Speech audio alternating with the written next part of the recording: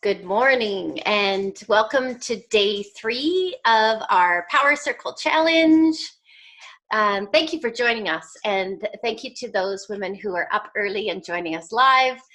Really appreciate it. I'm going to jump right in because we have a really juicy topic this morning, and that is a topic about personal accountability. So the theme today is actually crush it, meaning where does our personal responsibility fall into this whole pathway that we're talking about this week? So to connect the dots, so far we've started out with Catherine on day 1 talking about articulating possibility and getting really clear about what it is that we want and what we're ready for. Yesterday we chatted with Wendy and we talked about cohesive connection and how it is that connection with our relationships with ourselves, with what we believe, with others, that actually moves that clarity into action. So now we've got action sitting in front of us, and it's like, okay, what are we going to do with it? You know, now we go to personal responsibility, and that's how we've ended up here today on day 3. So I want to welcome my co-host today, Kelly Beattie, and I'm going to say a few words about Kelly, and then I'm going to ask her to add to it. I think those of you who are live likely know who Kelly is. She is a champion and a powerhouse associate with us in Saskatchewan. Kelly owns a consulting company called Beyond Connections. And I've worked extensively with Kelly in events. She's a constant support and feedback loop in the work of Powerhouse. So very comfortable and grateful to have Kelly joining the call today. Anything that you'd like to add to that, that brief introduction, Kel? I don't know at this point. I think it's that work that I do that I'm so passionate about in terms of working with others and seeing their potential as people, right? And that's where my passion lies. It's that people and process, and starting as I always say, and you've heard me say so many times, that heart of the organization. Mm-hmm. Like literally the heart. Mm-hmm. Yeah. So I'm going to start off our conversation today with just a really simple definition that Kelly supplied to me by Todd Herman on what personal accountability is. Let's make sure that we're all talking about the same thing. For the purpose of this conversation, the definition that we're following is be willing to answer, to be accountable for the outcomes resulting from your choices, your behaviors, and your actions. So be willing to be accountable to the outcomes. Kelly, I'm wondering how this definition lands for you this morning, and when you hear me read it, where does it first want to take you in this conversation? I think for me, it's answering the call, right? That call of who we are at the core. And when I thought about this and sat with it a little bit, I initially thought of what do we want to be known for in the world? And then, even this morning, it was like, it's not about what we want to be known for. It's more about what do we have to offer, right? What is that calling that we can give someone somewhere? And if it's just that one person that starts that ripple effect, that where we talked so much last week about that tsunami. And I think what it really stems down to is conscientiously taking ownership for your life, creating a mindset around that.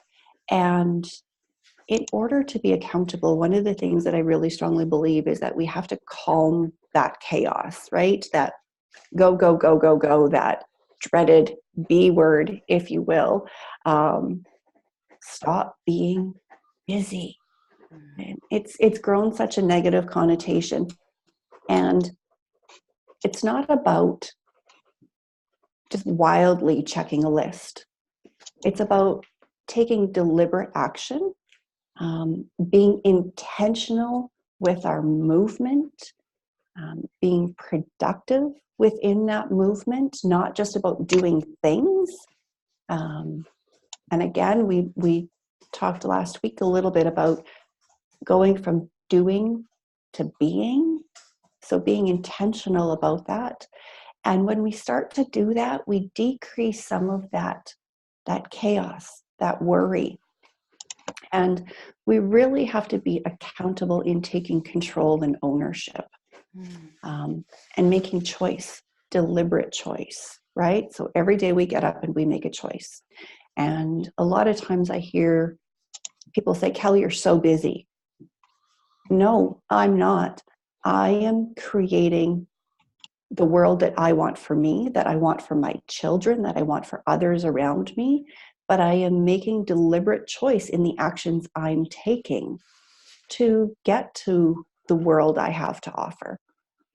And some of that is about that vulnerability, right? Nobody goes through this world easy. Nobody goes through this world without making some mistakes. But in creating that ownership and creating that choice, we have to reflect on what would have been better if, what went well, right? Finding that opportunity in failure. And someone I work closely with often says, fail forward fast. It's okay to fail, but fail forward, and grow from it. And part of that collective is 2 levels of accountability. So I think when we work, we often think about being accountable to others, but it starts here. And it starts with self-accountability and really speaking to yourself, setting those boundaries, setting that outline, setting that guide. And we owe it to ourselves, as somebody said last week, to show up. Show up for me as a starting point. And when you show up for you, you can show up for others better. And today we talk about that personal accountability.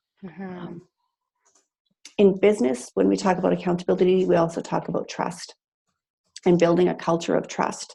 And that's so important. But I also believe that when you start with self, when you show up for self, you have to build your own, I guess, your own culture of trust with self, right? In order to quiet the noise of self-doubt and that imposter syndrome, and really believe that I am here for a purpose, and then taking deliberate action, I guess, for that purpose and what you have to offer.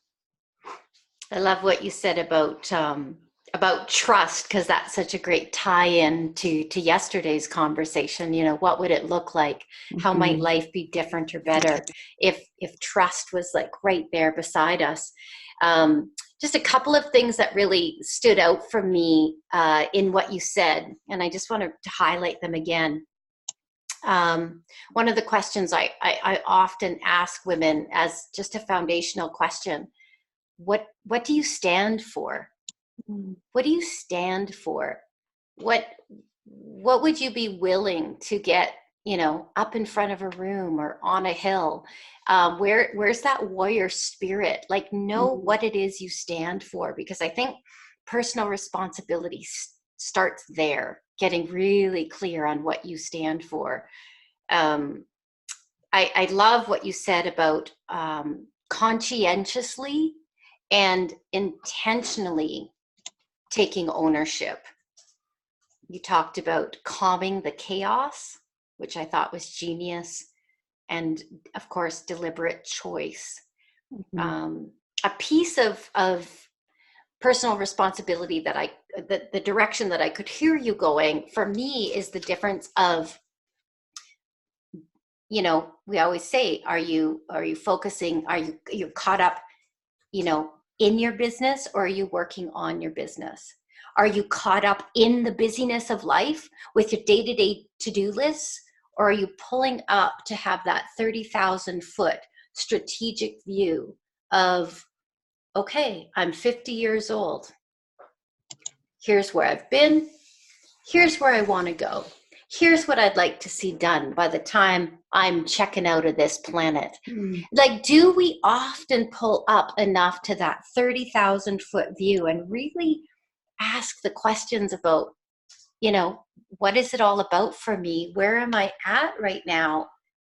And how am I maneuvering next in all of this?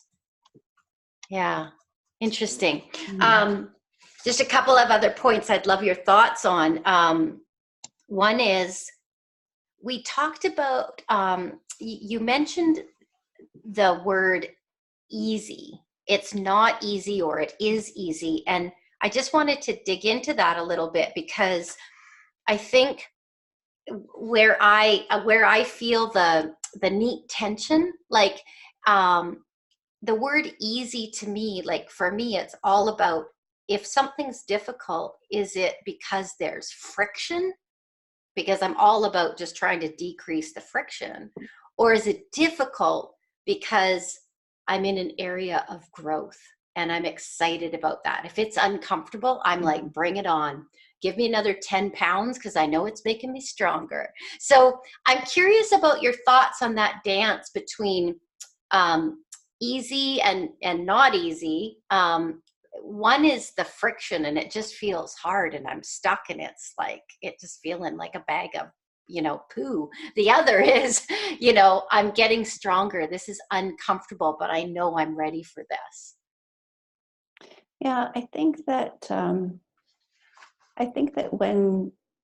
when we sit with something and when we say that it's easy, we're not growing, right? I think there are times that it's okay to be in that moment. There are times that it's okay to have this plateau.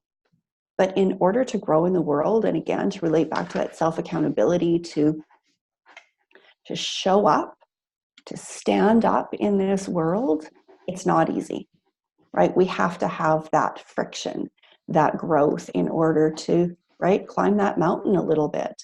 And I think if we're in this state of okay with being easy, you're not being honest with yourself, right? If you're happy in easy, then you're not living to your potential, because it requires that growth.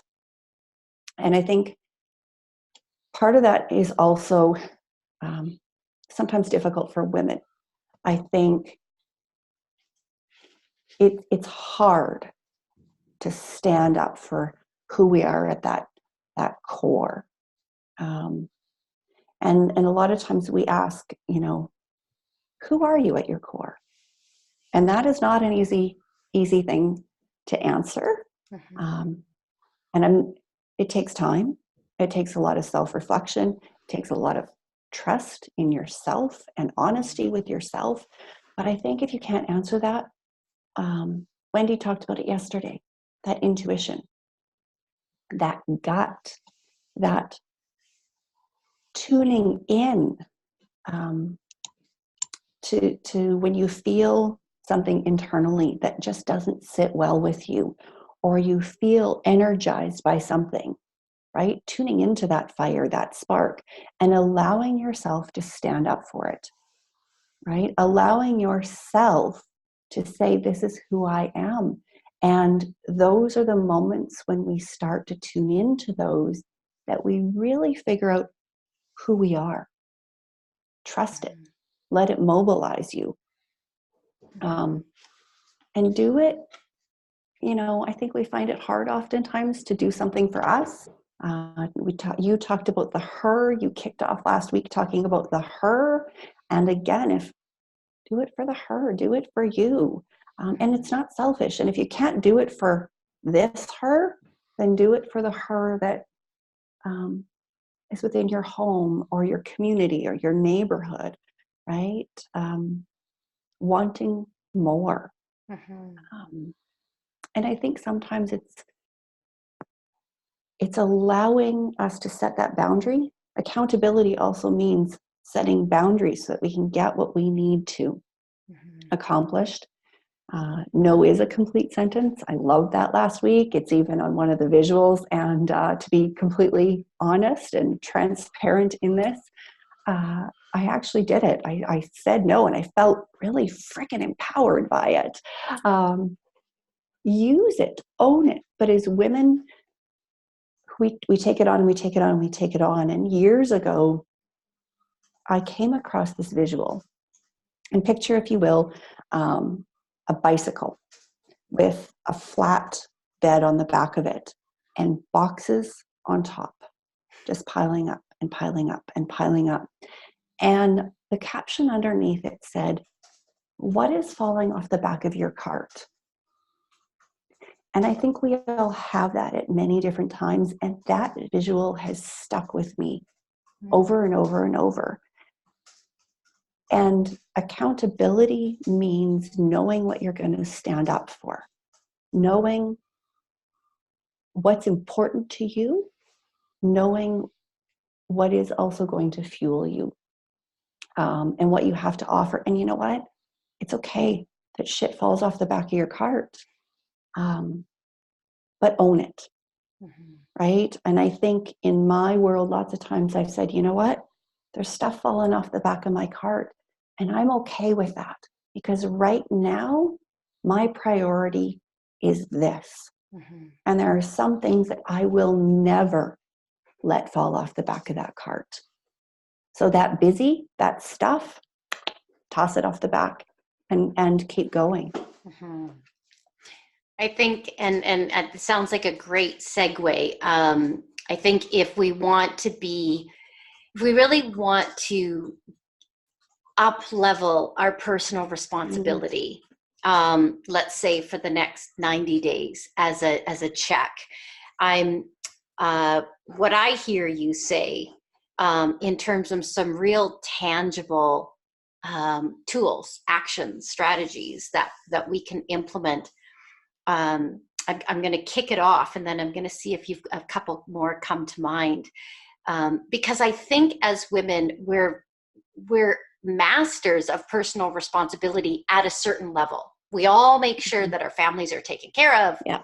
The groceries are in the fridge, the house is clean. But I guess what I'm talking about is we've mastered the small stuff, but have we stayed there?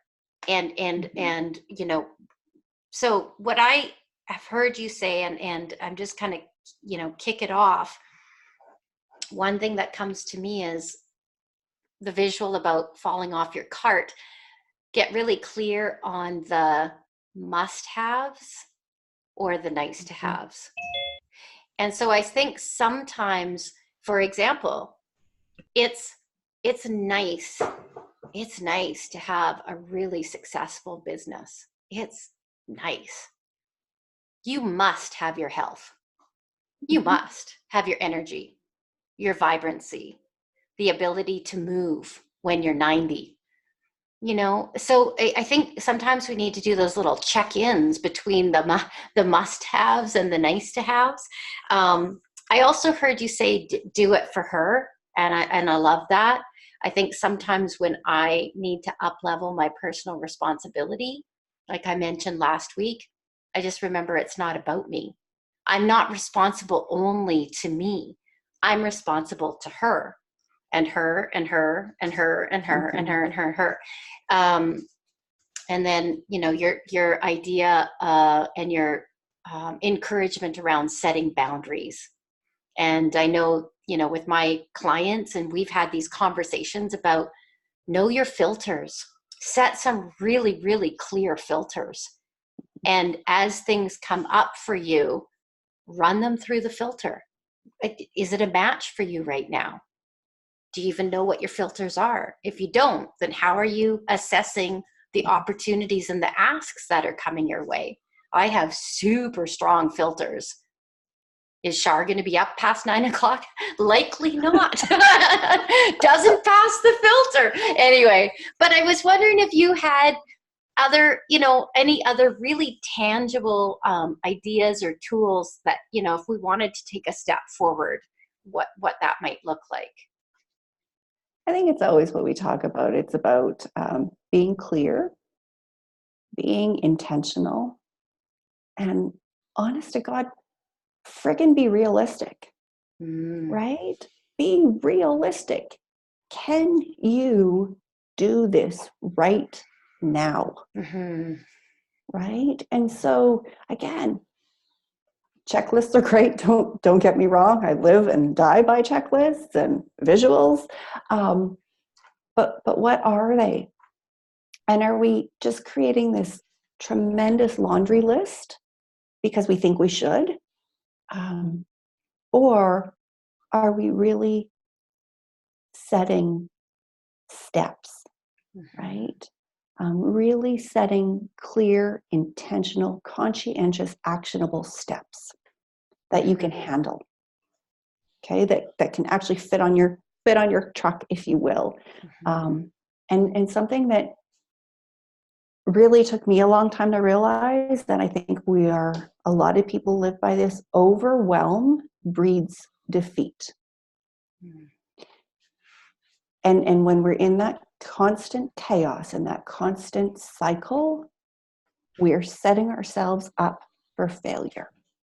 So part of being accountable to yourself is, don't set yourself up for failure. Yes, it's okay to fail, but don't deliberately set yourself up.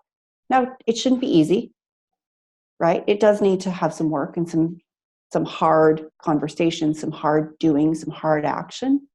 But again, be realistic and focus on the outcome, right? What are you really looking to achieve, right? And write it down, set it out, whether it be in a timeline. I think one of the things that maybe is important is, just take your pen and paper today and draw your cart. What are the boxes on your cart that you will not give up, right? What is it that really stands at your core that you're not going to give up, and you're not at any cost going to allow to fall off the side or the back, right? So that you know what you stand for at the core. And celebrate. We heard this last week, but it's something that I live and I die by. Celebrate. High five yourself. Tell a friend. Share your accomplishments. Don't be afraid, because when we see progress, and it's like, yeah, right? It's again that accountability for yourself when you see things move along, and that self-promotion, which is okay, right? Because we have to celebrate that. So, yeah, I love what you said about being realistic. And I think, overwhelm breeds defeat, speaks volumes. A lot of times, I think if we're operating in that state of overwhelm, we don't realize what it's doing to our adrenals, what it's doing to our health. And, much like your cart visual, if I start working with a leader and I hear right off the bat that this overwhelm, if I hear that, I'll literally get a woman to draw out her plate and every single thing that's on her plate right now, everything. And then we start picking at that plate to really have a look at it, because otherwise there's no room. Like, there's no room for strategic, there's no room. So it's like, first of all, we have to create space. So I'm just going to add my 3 tangible steps forward to yours. And it's interesting because they're all R's. And you know how I love when stuff starts with the same letter. So Kelly kicked it off with be realistic. I want to add a couple more. When I think about personal responsibility and up-leveling it, the first thing I do is I think about role models. I think about who I would like to be more like. And when I do that, it for me, and I've done it ever since I was a little girl, would she do this? Because we recognize greatness in others before we recognize it in ourselves. But there's something about that person that we do recognize ourselves in, like we recognize the spark of ourself. So if I want to, whether it's physically or in leadership or in speaking, or, I first set my role model. Second, I find my reason, are really, really like, what do I stand for? And third, I watch for realizations to happen. I start to have more aha moments. I start to see things unfolding that carry me forward. Life starts to show me like the synchronicities, and that just keeps fueling me in the day to day. So I think between be realistic and find your role model, because there's something in that. You're attracted to that person because there's something in that person that you see in yourself that you want to grow into. Know your reason, and then watch for realizations as they start to unfold. This would be my tangibles. But Kel, is there any final thoughts? We've got a couple more minutes. Any final thoughts for today on personal responsibility? I think it's like you say, it's about tuning in, right? And really, I think you really need to pay attention to the surroundings. I think something that is really important for me is eliminate the excuse. Mm-hmm. If something happens, own it. Own it. Mm-hmm. Right? Good, bad, ugly, own it. Take control. Right? We only have this one life. And again, we get up in the morning and we have a choice. Right? So take control. Make that deliberate, intentional choice on how you're going to move forward in that day. And so important. And really evaluate where you are, evaluate what's on your cart. And those days are important too, to look after you. So when you draw out your cart, you better be the first thing that you put on it. Yep, right at the center. Awesome. Well, we're just shy of 8:00.